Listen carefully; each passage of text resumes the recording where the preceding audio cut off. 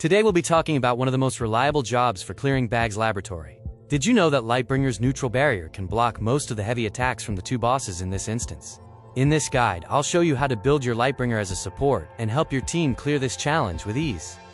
Without further ado, let's get started. Starting with the gears. Here's the setup I'm running. For the offhand, I use a +15 historical witness with a basilisk star card. I prepare 2 armor sets. On the first floor, I use a +15 Tidal Rider's armor with a Ghost Ring star card. For the second floor, I switch to a +15 Ancient Sacred Deed, also with a Ghost Ring star card. The garment is a +15 Bespoke Coat with a Dark Assassin Cross Aramis Avatar MVP card. For boots, I use +15 Super Mecha War Boots with a Wasteland Lord star card. You can also switch to Mayfly shoes on the first floor. The accessories are Resuscitation Rings with Fisherman cards. My weapon is an Artisan's Hammer equipped with Sniper Demon MVP and Suth cards. For the headgear, I use Midsummer Daydream with an Alien Fallen Angeling card. The face slot alternates between Meow Wave and Starry Reichenber Monica, then switches to Alchemy Beak on the second floor. For the mouth slot, I use either Unspeakable Mask Certainty or Koishin Dream, then switch to Angry Snarl on the second floor. For the back piece, I alternate between Chicken Axe and Fallen Valkyrie's Wings. And finally, the tail can be Wind Basket, Amethyst Creature, or Emotional Cleaner. Here are my shadow equipment. Just use anything available that improves your survivability. For the relic, I'm using Horn of the Unyielding. And here's my recommended setup in a nutshell.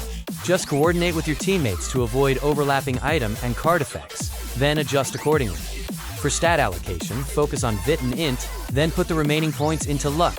Next is my skill setup. Feel free to copy it if you want an easier setup or you're just feeling lazy. For Prepare for Elite, I include all my self and team buffs to maximize my party's damage output. As for the runes, prioritize Photon Turbulence Star Rune with the third line unlocked. This lets you spam neutral barrier indefinitely while casting Photon Cannon. Also, prioritize defensive attribute runes for better survivability. For my auto, I only use 2 skills. The first is Neutral Barrier, which grants your party immunity to ranged physical attacks, while also boosting their defense and magic defense. The second is Photon Cannon, as it also triggers Neutral Barrier whenever it's cast. Also, don't forget to stock up on Madogear Fuels, since Neutral Barrier and several other Lightbringer skills consume them. You can easily buy them from the item shop. And that's my Support Lightbringer setup for Bagg's laboratory.